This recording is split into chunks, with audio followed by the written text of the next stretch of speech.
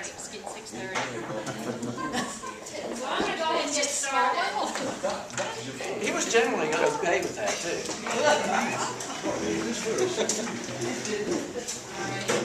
So I'm glad everybody's here. We may have a few more people that come in.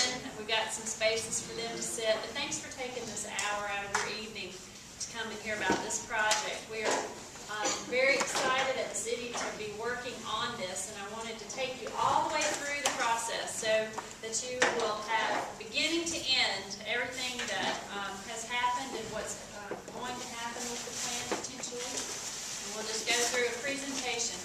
So a couple of things. You may have gotten a brochure.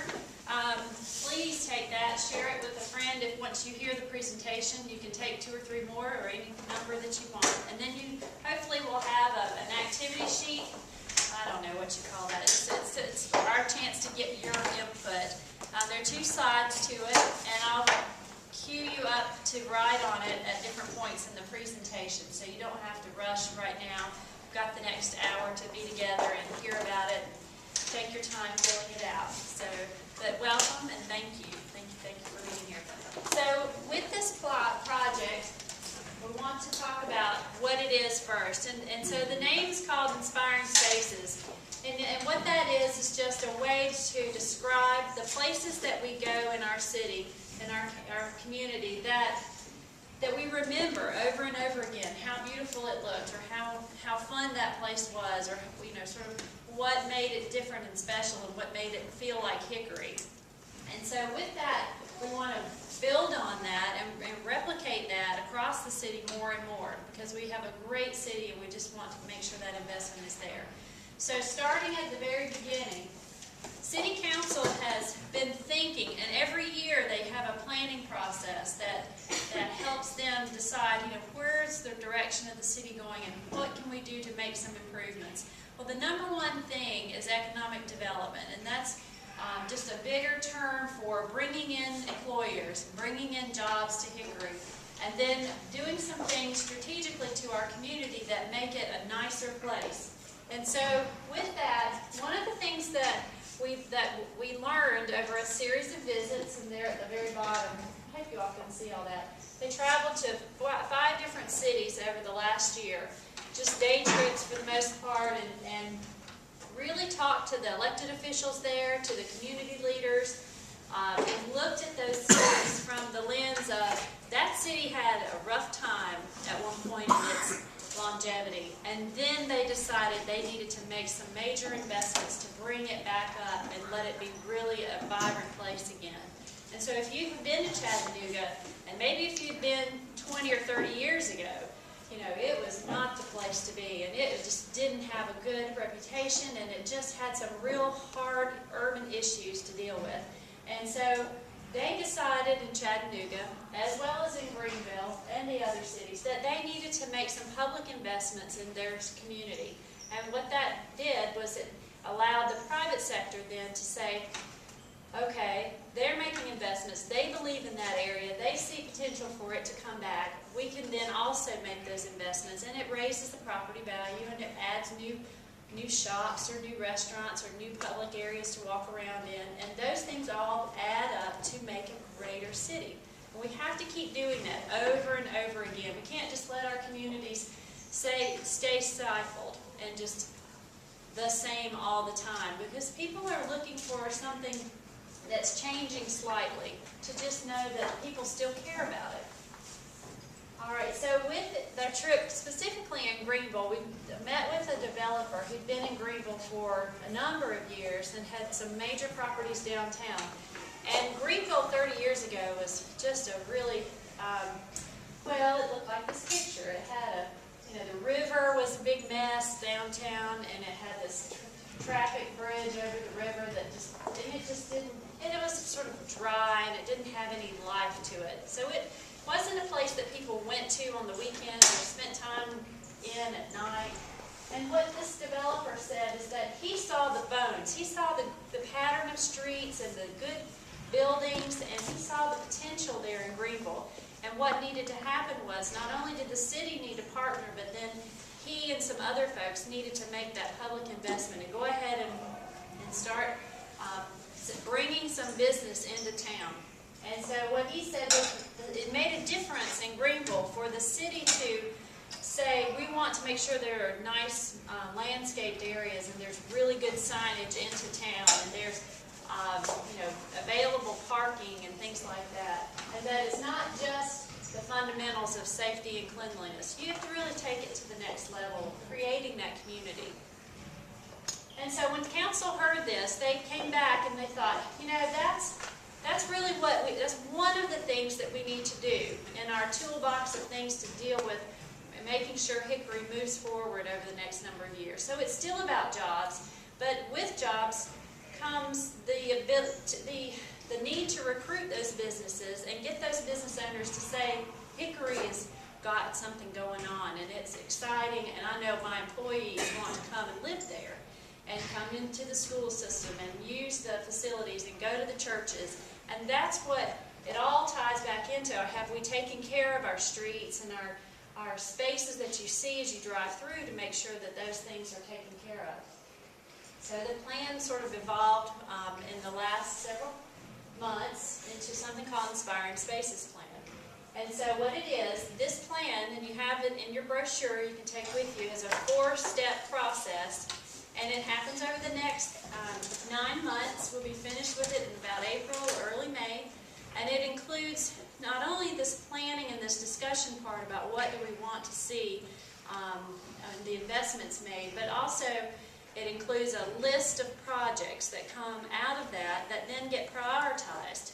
And they also include a price tag. And those dollars then also need to be determined where are those dollars coming from.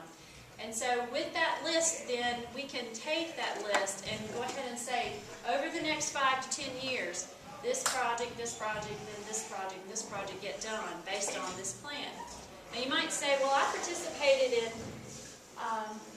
Hickory by Choice, or I participated in one of the neighborhood plans, maybe for Kenworth, and those things are being considered, and they have recommendations, and you will see those in those plans. And Land Design is our consulting firm helping us with this project that then pulls all of the relevant ideas from Hickory by Choice, from City Center Plan, from the neighborhood plans, pulls those things out and comes up with some recommendations that maybe ties 2 or 3 things together and says, this was in City Center and also in Hickory by Choice, but it really fits with the, neighborhood plan for West Hickory. And so with that, here's a price tag for what it would cost to do that. And so here's a timetable, and maybe year 3 is when we do that project. We haven't been able to do that with just the plans that we've had over a period of time because we haven't had a way to say which ones to do first, because they're all important. And at least this process now, after the recession that we've gone through, forces us to take another look at Hickory and say, what's the most important projects to do? Where are the most strategic places to make reinvestment in? So you might say that there are areas out on Highway 70 and maybe West 70 that need to come back, that they're just struggling right now. Or you might say, well, our neighborhood is struggling and it needs to have some ways of dressing it up to improve it so it feels safer, it feels more well lit, or it looks better as you drive into the neighborhood. Or there might be an area of Springs Road that is just nothing but commercial sprawl, and how do you make that more inviting to the traveler who comes into Hickory? So with the project, then here are some of the things that might come up in this plan. It includes the redesign of some intersections, potentially. Again, this is just a rough list, and the list keeps growing because as you go through the exercise, you'll get to add some of your ideas to it. Sidewalks and bikeways, maybe more landscaping and street trees. Specific on the intersection part, we really want to make sure that where the projects are the greatest priority at the beginning also create some private investment. So there might need to be, so if you think about the intersection of Highway 127 and South Center, think about the Jones Fabric Building and the vacant gas station. Those corners there, if you think about it, have great potential. Look at the traffic counts in those areas. And is that some area that could be dressed up and spruced up? And maybe a building comes down and there's a green space created that's ready to be marketed to somebody who's ready to build something new. That's the kind of thing we're looking at, is where can you make that investment that then promotes jobs, that maybe is a space that either the building gets reused or it comes down and a new one gets built and jobs are created. Landscaping and public art, fountains, maybe some water features like splash pads and things like that, street lighting, park benches. A lot of these things are little, but some of them are fairly significant costs. So we're just trying to look at every option. So in your brochure, this is the process, and we're in that second phase with the community input. All right, so what's happened so far is that we've had an advisory committee appointed. An advisory committee members, Paul Kirscher's here. Paul's one of the advisory committee members, and that's it for this room. And we wanted to have that group sort of give the input to land design. City Council's giving input to land design. We've had interviews with stakeholder groups last week. They've given input. Several of you might have been in those meetings. This week, and in the second week of November, there are these meetings just like this where you can also give input. And then in phase 3, we'll then start putting these plans together in greater detail.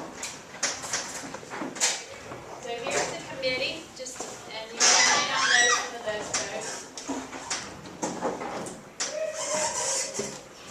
So with the trips that were made, those day trips, not only did council take them, but then the committee members actually attended those, went on a trip too. They went to Rock Hill and they went back to Greenville.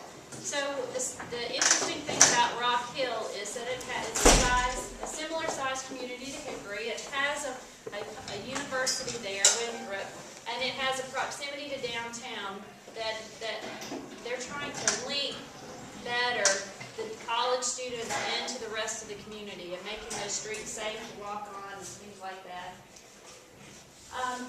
So those are the things that the committee has been doing.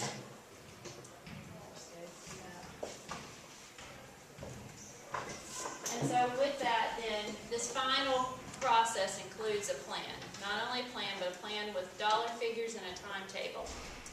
So that's going to be significant. All right, so here's our first exercise. There are, on the first page, there are draft goals for the plan. These goals were developed through the process of working with the advisory committee. And so there are 6 things there.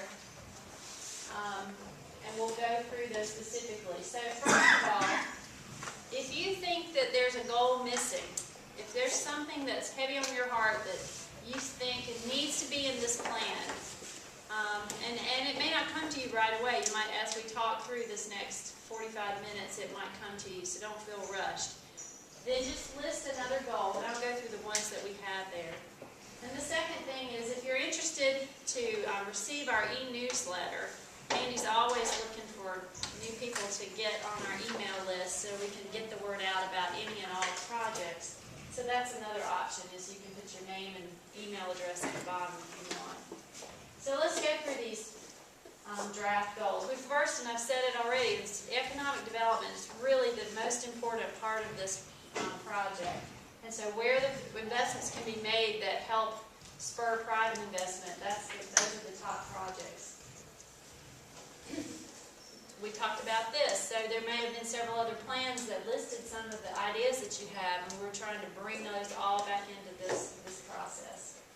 Everything we do with this plan is to help improve the city's image of how it looks, not only to the people that live here, but to people who visit.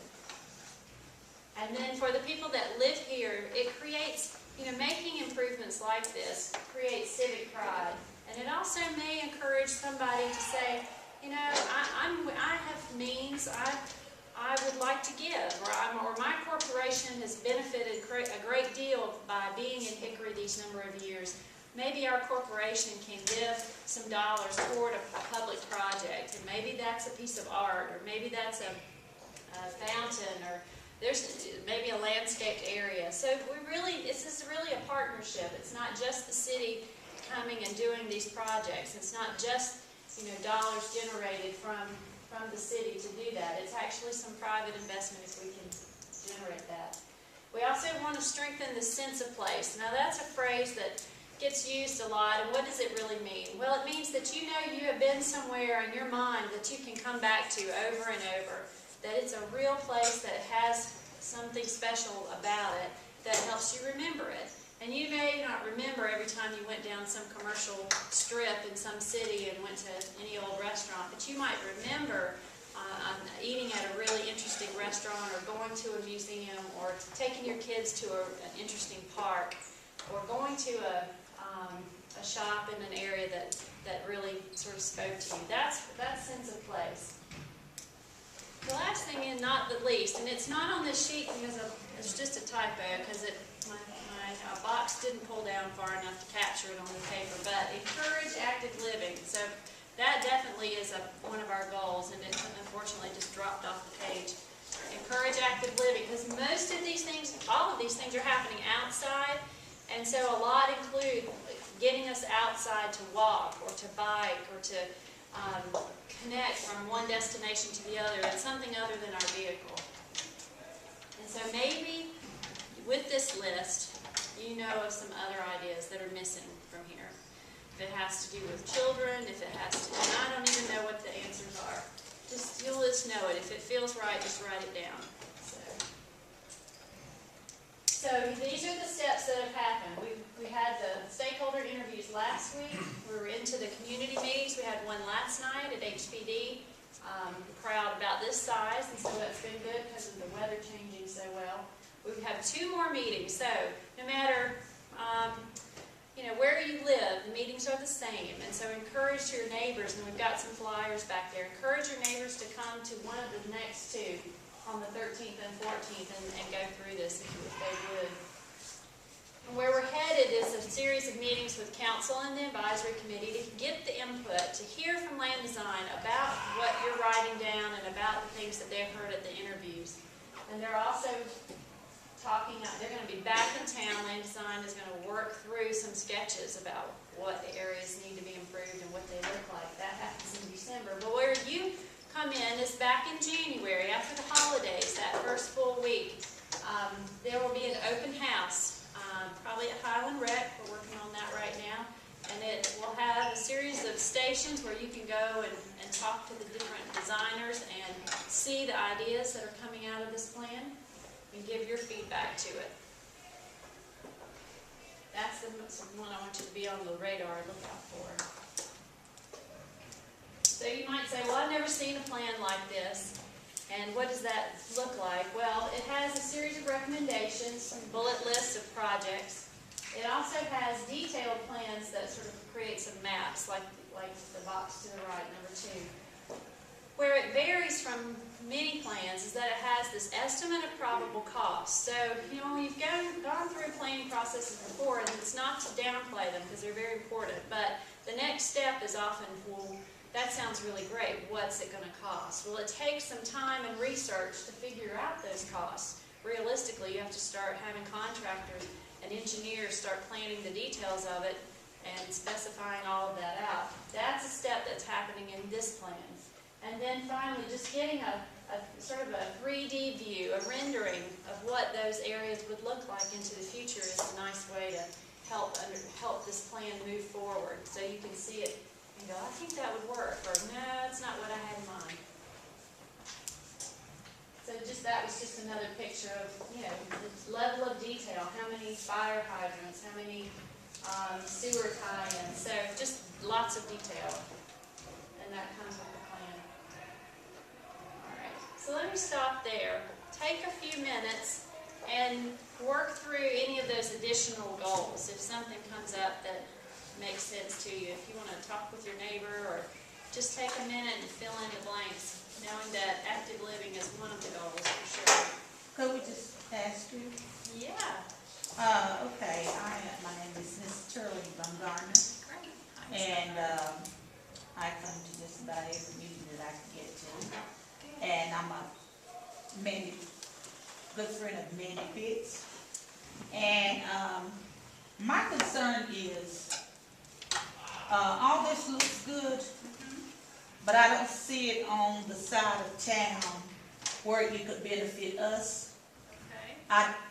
The money that is set aside, and I'll tell you something else. I am concerned about our park looking as well, which is the South Side Park. I've been an adversary for that park ever since it started. I've had to go through boundaries and things, and we need bathrooms. Okay. You don't have a park on your side that doesn't have outside, that doesn't have bathrooms. Okay. Our park is very well represented. We have volleyball. We have people that come up from Mountain View to have big picnics. We don't have the toys that we need, but yet and still they put that large monstrosity piece downtown.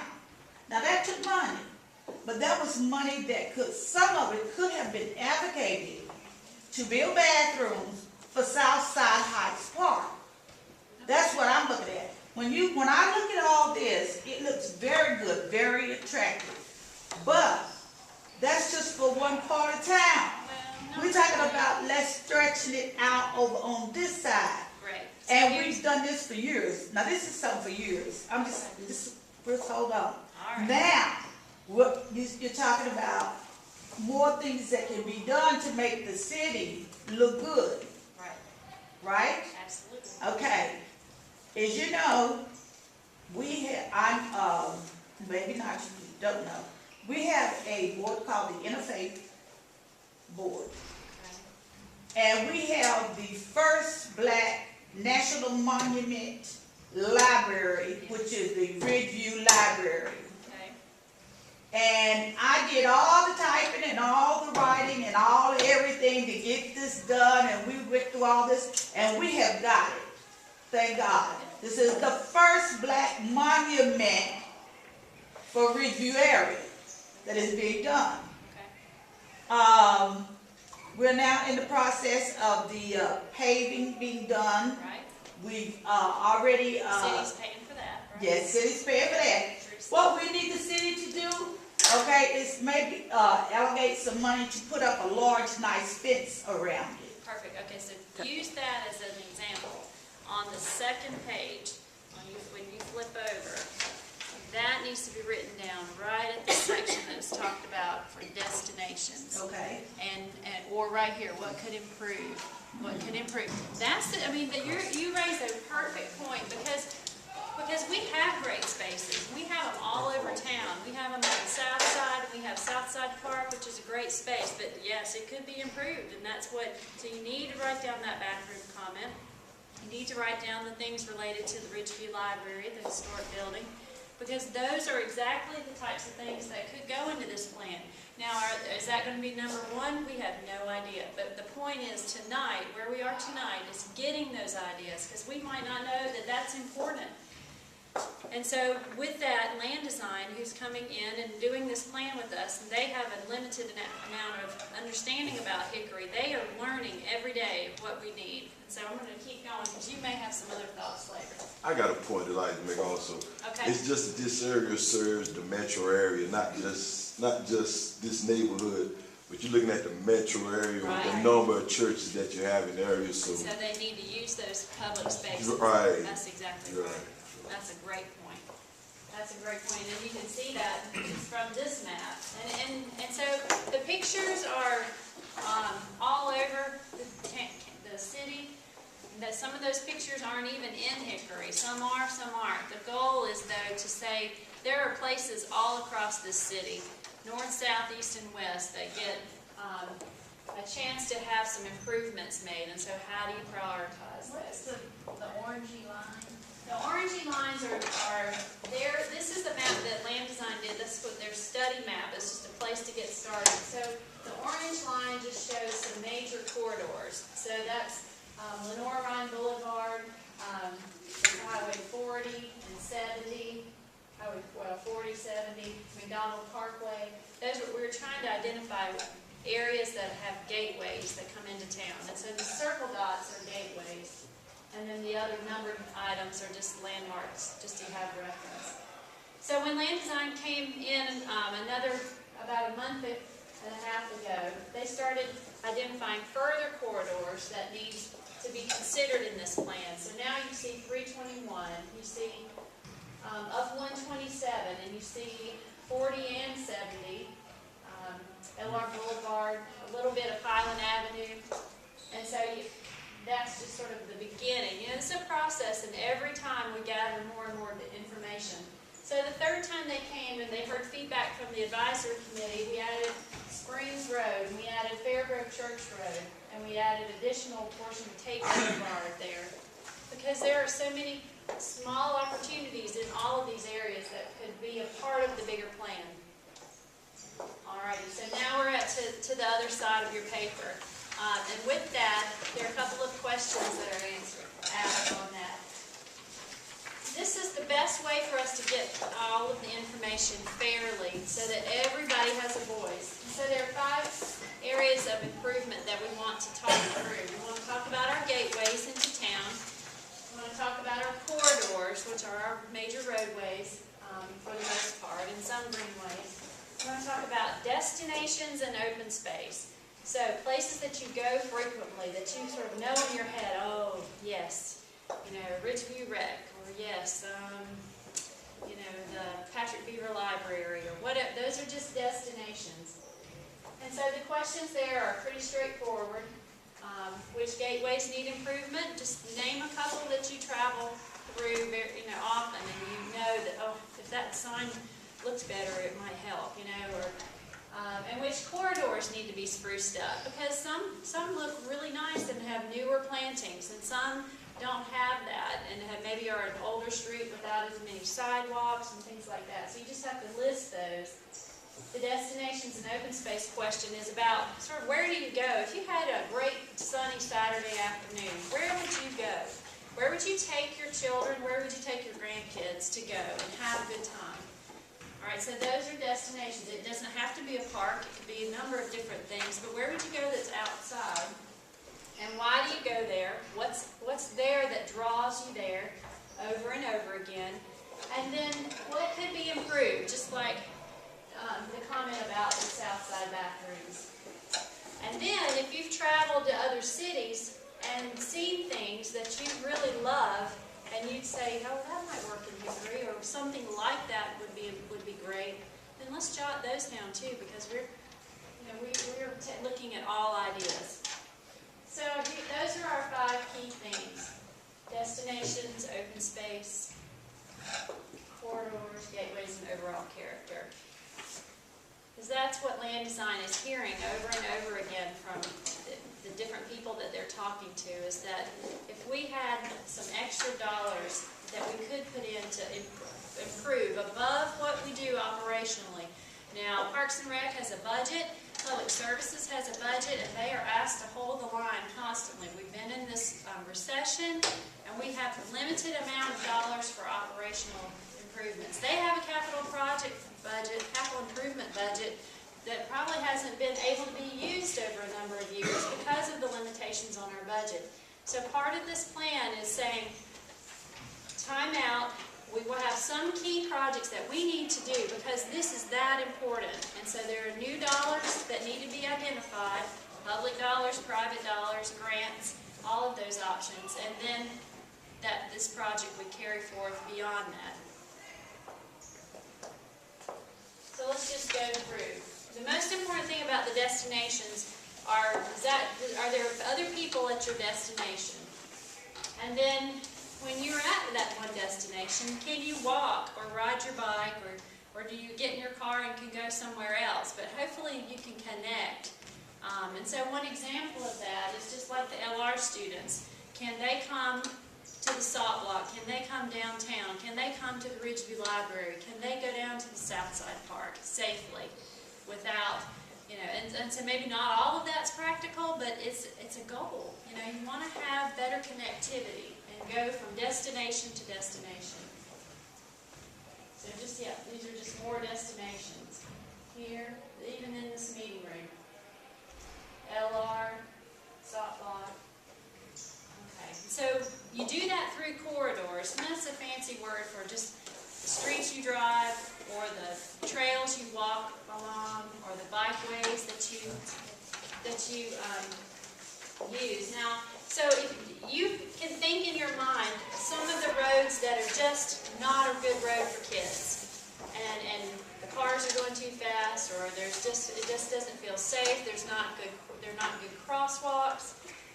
Maybe maybe it's not well lit. Things like that. So corridors are important. We want to think about all those corridors on that map with all the lines going all over town, because we have a lot of roads up and down Center Street, up and down 127, north and south, Highway 70, and just ways to make those a little bit better. And this is a list of those corridors. And it also includes some greenways. Now, we've explored the concept of greenways and implemented that through some of our parks, and that's worked really well, and they're heavily used. But then, are there other areas that could be a greenway that connects neighborhoods to each other? And so that's another option. But at a minimum, some of these major roadways are corridors. And so how do you, if you're driving down one of those major roadways, how do you feel when you drive down there? Do you feel like you're just paying attention to all the cars because it's super busy? Do you feel like you ever see any of the landscaping along, or is there easy signage that you go, I know there's this sign that tells me to go left so I can turn to the YMCA, or is there a sign that tells me to turn right to this certain church? Is the signage easy to see and find and get your way around? Well, then maybe not in Hickory, not yet. That's part of what we can do to improve our corridors. It's another picture of the gateway, of the corridors, like a greenway. And here's an example, just one example, of a corridor. And as I mentioned, just as an example, LR students going downtown, or LR students coming to Ridgeview. Are there safe ways to walk? Are there safe places for them to jog all the way around town? Are there safe places for them to ride their bikes? Things like that. That's just one connection. We could list hundreds of these, but that's just an example that Land Design is looking at. This is just a photo of this actual roadway. And so what you see here is, you've got a sidewalk there. You don't have much in the way of landscaping. Telephone poles are right there. It's not very attractive. Yep. So that's a good point. You've got the railroad right of way in the corridor right there.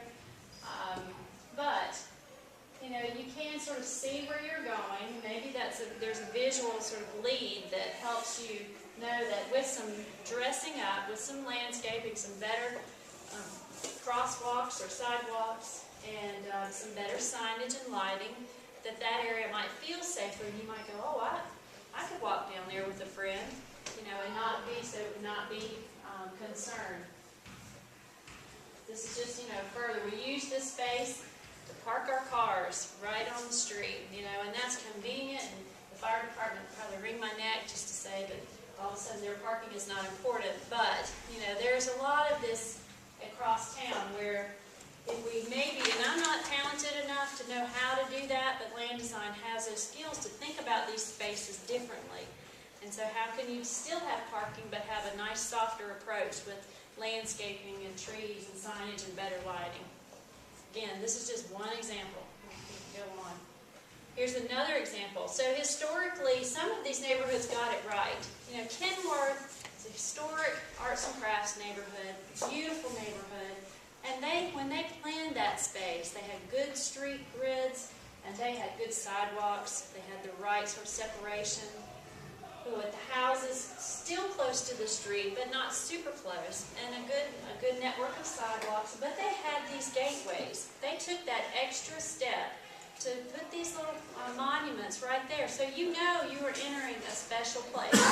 And it's something like that you might have in your neighborhood, or you might see when you're traveling, you go, oh, okay, that's a neat neighborhood. And all you're seeing is just those columns. But it's something about those visual cues that something as simple as the rock columns make that says it's not just any old place, it's a destination. And that's the kind of thing that we can replicate again and again. It doesn't have to be just a historic neighborhood, but people thought about that. 50, well, more like 75, 100 years ago. They thought about those things. So gateways too are not, there's multiple levels of gateways, so coming into neighborhoods, coming into commercial areas, but there are also those that you've mentioned. If you're coming from out of town, if you're coming from Mountain View up into Hickory, what does it look like coming up 127? Do you know if you've gotten into Hickory? Not really. You see the Southside Park sign, and that's about it. Maybe a sign saying go this way to downtown or 70. But there's a chance to fix some of that and to say that's important to us now. And it does wonders. You know, it's just like when you're working on your house and you want to make sure that you've planted flowers in the places that they can be seen. It's just as simple as that. There's so many ways we can compare the two, but gateways for us are important economic drivers because we want to make sure people stop in Hickory. So exits 126, 27, 25, 26, 27, all of those, and 321, you know, tremendous traffic count. We'd rather them come and eat and shop because we are that regional destination. Those dollars, those tax dollars help us, and we didn't have to spend that paying our property tax. These are additional, and that's what we want to do. So as you're on the interstate, how do we fix up some of our gateways into town? This is 321. So, you know, McDonald's tried. They've got some green grass there, and they've got a few shrubs, but that's a fairly awful looking intersection. I mean, it's under construction too. But, you know, you've got the overhead power lines, and some of that we just can't help. We're limited by some of this overhead power, and telephone and things like that. But there may be ways to consolidate and work with those utility companies over time. But just the matter of the landscaping and the signage, it would have been nice if there was a decorative sign going, you know, Hickory this way. Oops, sorry. You know, turn here to go to Ridgeview Rec Center or to the historic Ridgeview Library or to downtown or whatever the destination is. Those are the types of things that would help improve that area. Another one is just what do you do when you're over by LR? Do you hope to goodness you are in the right lane? Have you gotten over to the left lane far enough so you can turn?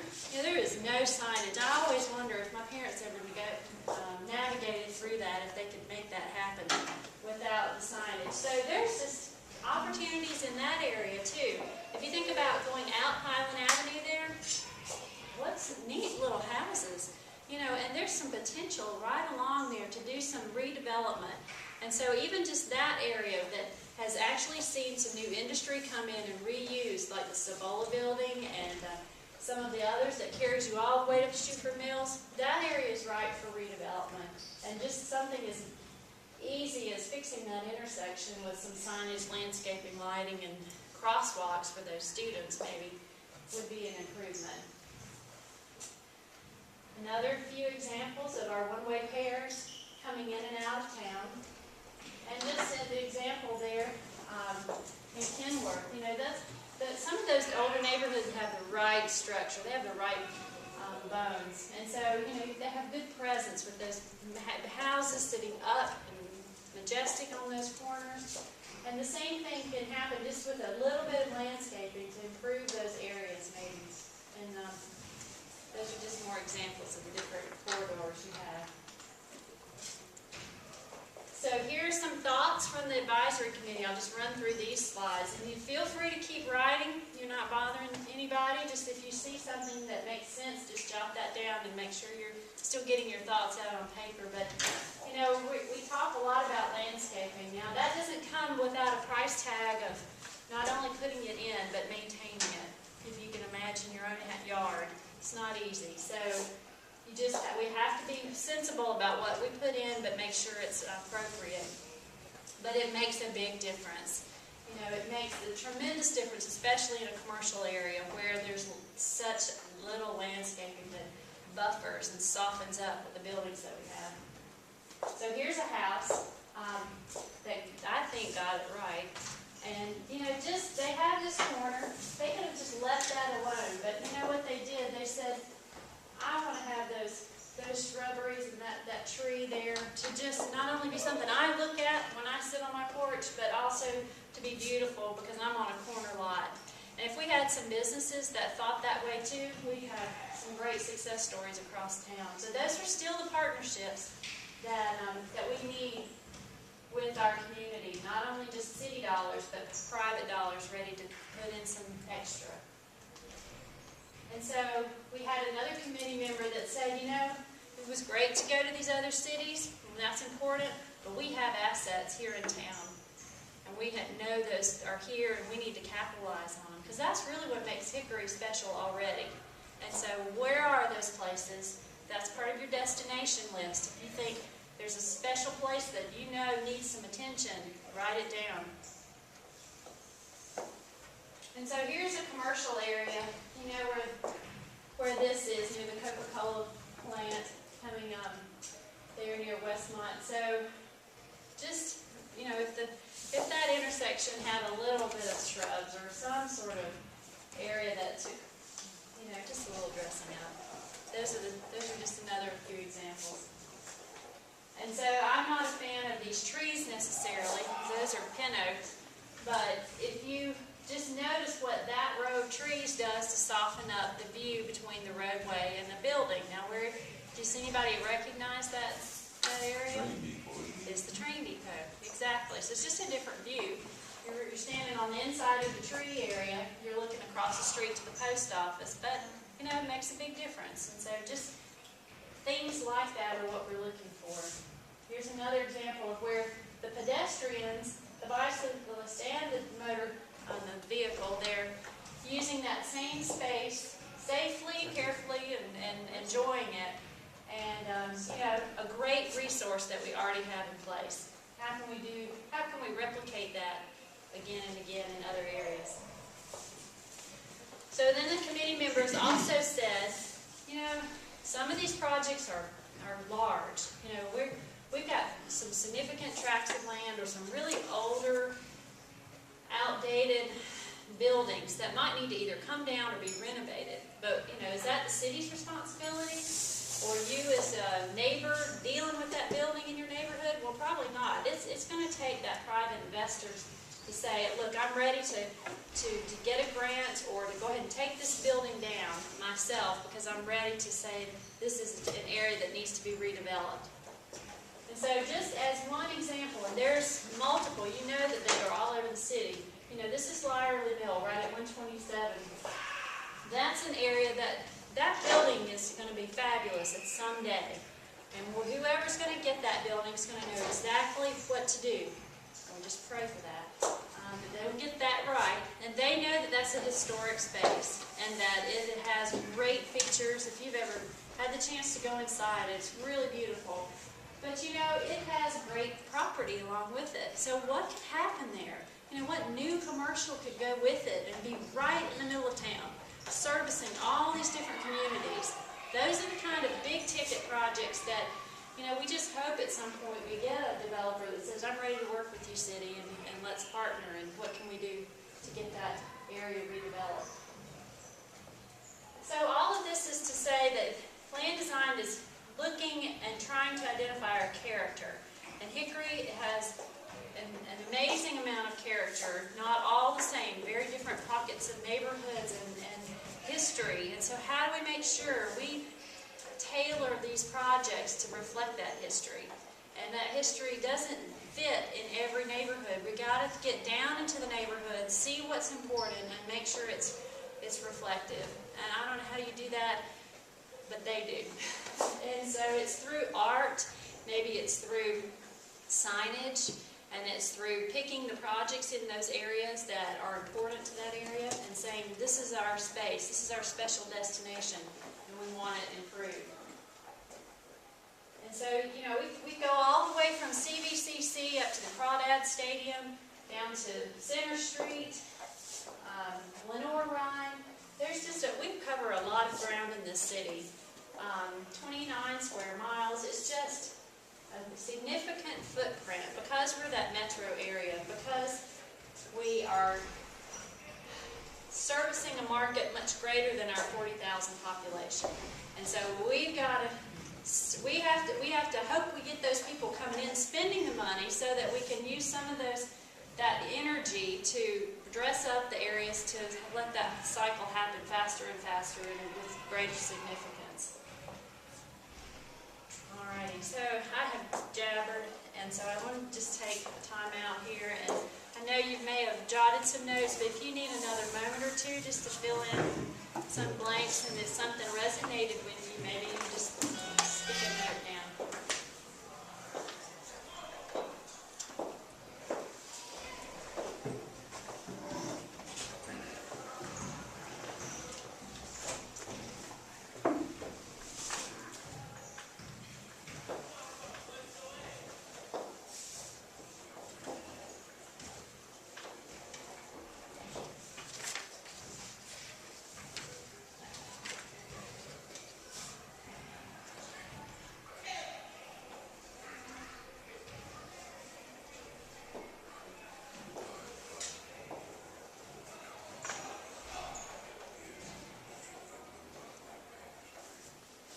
You know, while everybody's writing, I like to tell them about an excellent restaurant that just opened up here in the Ridgeview neighborhood.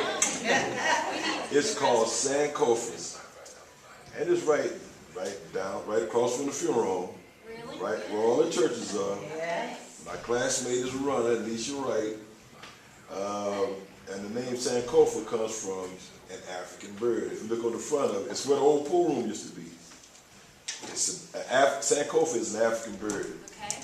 That walks forward, but it looks back to see from whence it came to where it's going, and it's carrying an egg that represents the future. Now, and to know my classmate, you know why she would come up with something like that. Yes. Now, to go in a restaurant and sit down, and you could go, it used to be the pool room, where you used to have to duck sometimes, you know, I grew up around that area or whatever it may be. But you can go in there and you can sit down, you can eat. And you can enjoy yourself, and it's just like any regular restaurant. And to see the number of cars that are there, they've only been open, what, about 3-4 months now? And to see the number of cars that are sitting there at any given time, and the specials that they have. And it's centrally located. It's located in a place where it used to be a booming business way back in the day. So if you ever get a chance, and y'all go just say Allen Mitchell Jr. sent you. I'm not gonna guarantee you no discount. but if you go in there, you guaranteed to get a good meal. And it's just people come from all. I go back to that metro area. Yes. I saw some people that lives in Catawba just come out of the restaurant before I came here. What kind of food they got?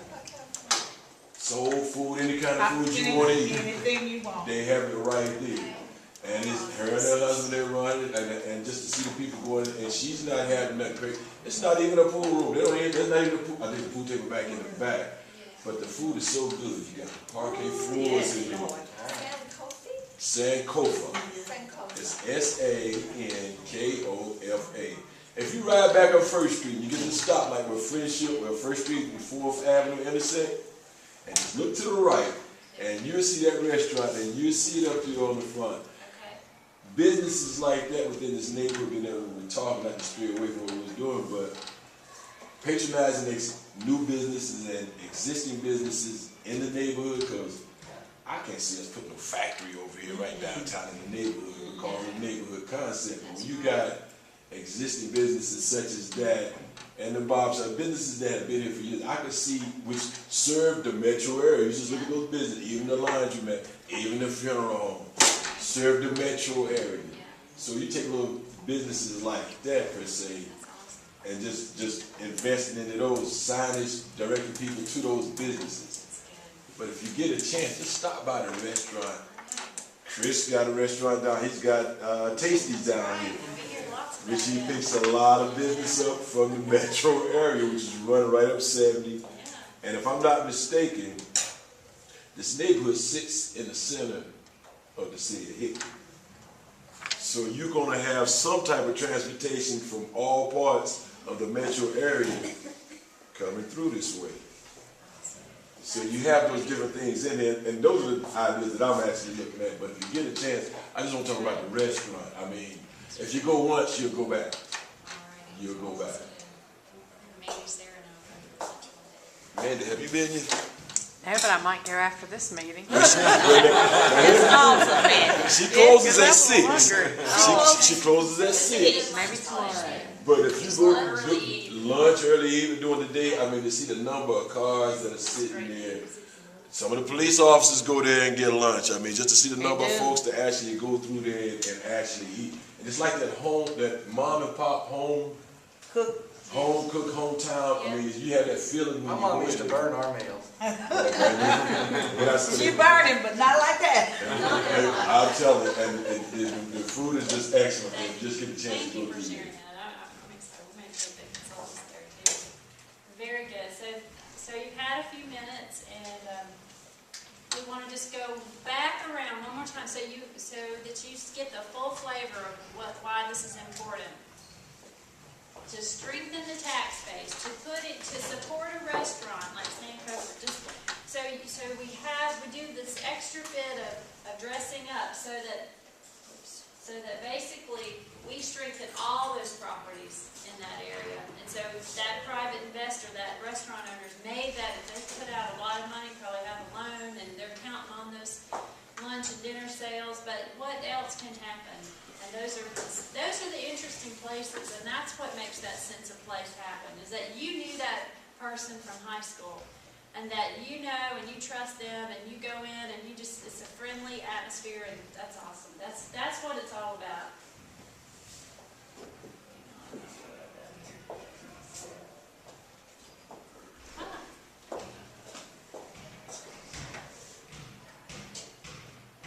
You know, you can actually come through this neighborhood on a Saturday, and there's a restaurant here, and there's someone frying fish here, and there's someone cooking ribs on Center Street. That's it.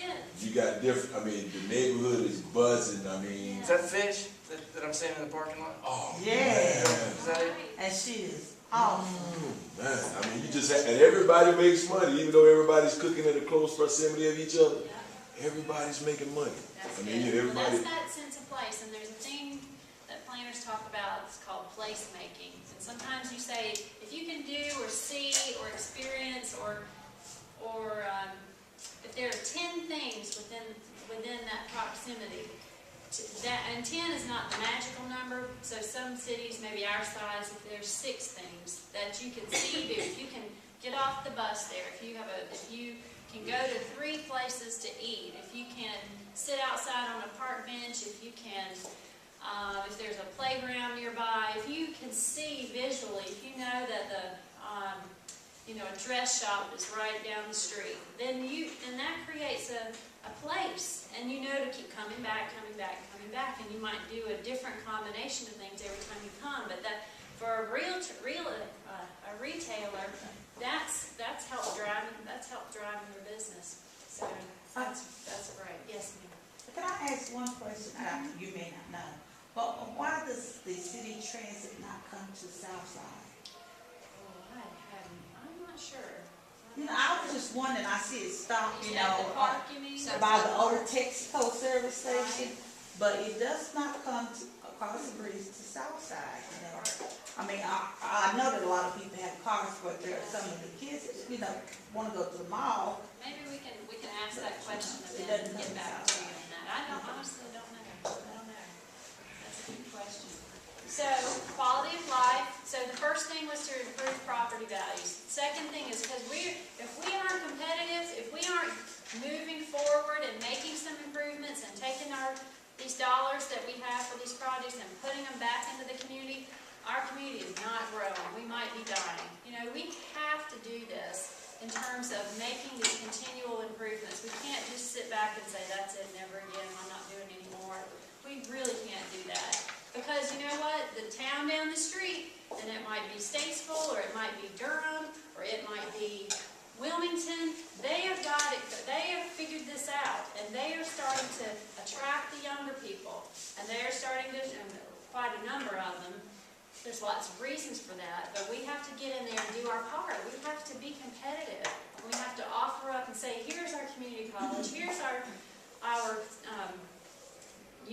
Lenore Ryan University, our private university, and here's our school system, and here's all the little neighborhoods you can live in, and here's some nightlife, whether it's in Ridgeview, whether it's in downtown, whether it's in Viewmont, But here are some places where you can come. Maybe these kids like to go to plays, or maybe, and I always say I'm too old to know what the cool factor is anymore. So, whatever that nightlife is, we need to sort of be relaxed enough in our community to let those really nice, interesting things happen after hours, so that we have a vibrancy that makes places feel safe even after dark. Also, that's what an employer's looking for. They're saying, we don't want to bring our employees to a city that's just never going to communicate with each other, and it's not worried about trying to grow and doesn't really want any new people in it. We've got to be ready to open our doors and say, we want these new people in. And we want the people that can bring jobs, and we want the people who are bringing those creative ideas, so that they then go into a loft space or a space in a shopping center, a neat little neighborhood, and create those jobs, grow it from the beginning. I always love that in private investment in these older buildings, because that's one of our assets. Hickory's not one of these new towns that just has everything that looks like red brick with some concrete trim, and we have some cool buildings that aren't replicated elsewhere, and so we just need to make sure that private investment is able to happen in those. And you know what? Just look at 70, because SureTape did something pretty amazing. Of course, now one could argue that they could have gone to any downtown building, or could have gone out to Viewmont, or they could have gone to Ridgeview, but what they did was they said, that building with the car dealership is sat vacant. And, what's really going to go in there? Is it going to just sit there and maybe sell some used boats or something there? No, well, we don't need that. They said that they could see their image of their headquarters in that building, and they have totally renovated it, making a huge investment, all those employees staying in the community, and then using those facilities in that area for their daily, shopping, dining, and things like that. Now, if you're down in that area, it might not feel very safe to walk across those roads, if you can imagine crossing some of those. So maybe there's not. I know, just sort of risk your life. So we've got a little work to do, even in those commercial areas. But at least SureTape had that vision and said, we're not going to let that area just look left over. We're going to come back in. And the same thing on 70, on West 70. Benny Young did the Kia dealership, which then prompted the Hyundai dealership, which then prompted every other car dealer to keep up with the Joneses, right? And so moving all the way down back east on 70, you have all these car dealerships that have decided the car dealership row is the plan, just like Charlotte. And that's the way people sell cars pretty well that way. And so they've made all those improvements. Even the McDonald's decided that, and it's a McDonald's, but hey, it's a much nicer McDonald's than it used to look like. So investment, reinvestment, so you aren't actually having to tear up new ground to do these things. All of these are important, plus amenities are important. So new and special places for our kids and our gathering spaces are very important to the community. And this is, why we do it. That's the book club contest winners from the library for this year. These kids, it'd be so nice to say 8 out of 10 of them stayed in Hickory, or even 5 out of 10 of them stayed in Hickory and did something with their lives. And so with a job that offered a future, so they could move into those neighborhoods that have a starter home, and then move into different ones. It's just, we have great spaces, so why wouldn't you want that? And we want to work toward that. And so with that, we've got to have some catalysts, some places that are starting points. And this is Holler Hosiery, that's just one example. But it's a catalyst, and the story behind that is when the city and the DOT partnered together to raise the train bridge, to get it off grade so that the traffic flowed better through there, then that whole roadway got widened, and the landscaping then was something the city said we think is important enough. It's a gateway into downtown, or into town, into LR, and so it needs to have a nicer treatment. So all those trees, which will be gorgeous one day, they're still smallish, but they'll get there. All of the special lighting, the landscaping, all of that went toward sprucing up that area in a way that then people said, you know, that Holler building, it's been vacant for years, and it's got broken windows and graffiti. That might make a cool place, and maybe there's some college students that would come to it, and, you know, what could we do there? There's some private investors that decided that was important. So that's the LR Boulevard project was a catalyst for private investment. And then we want to repeat that again and again as often as we can. So that's in conclusion, and I'm sorry to bore you guys down. I talk too much. I love this stuff. So we want to build on those on those previous plans. We want to get your input because the restaurant and Southside Park and all of the places you talked about are the detail that we need. We can't figure all that out in a day's work. We've got to have your help. And then making sure that we have a plan that says it has a price tag, because you know this stuff doesn't come free. It doesn't magically get done. There's a lot of sweat equity, and so there's a lot of work, and we have to plan for that. And then basically, we just want to make sure that we can keep implementing the brand. And so you know, if you've heard Mandy talk about it, it's life well crafted, and what that can mean to each of us and to businesses and to our community, and what message that sends out to people coming into Hickory Lane. Ooh, they have it together. They know who they are, and they sort of embrace who they are. And it's about quality spaces, about quality people, about doing things right, building things nicely, making a good life for yourself. There's just multiple ways to implement that. But that's what this project also does, is it speaks to the brand. And so with that, I just want to thank you very much for your hour and 10 minutes of time. Sorry I ran over. And thank you. And so what we'll do now is, if you have your sheet, just leave it at your table. Take the brochure with you. And if you want to grab a few more flyers and pass those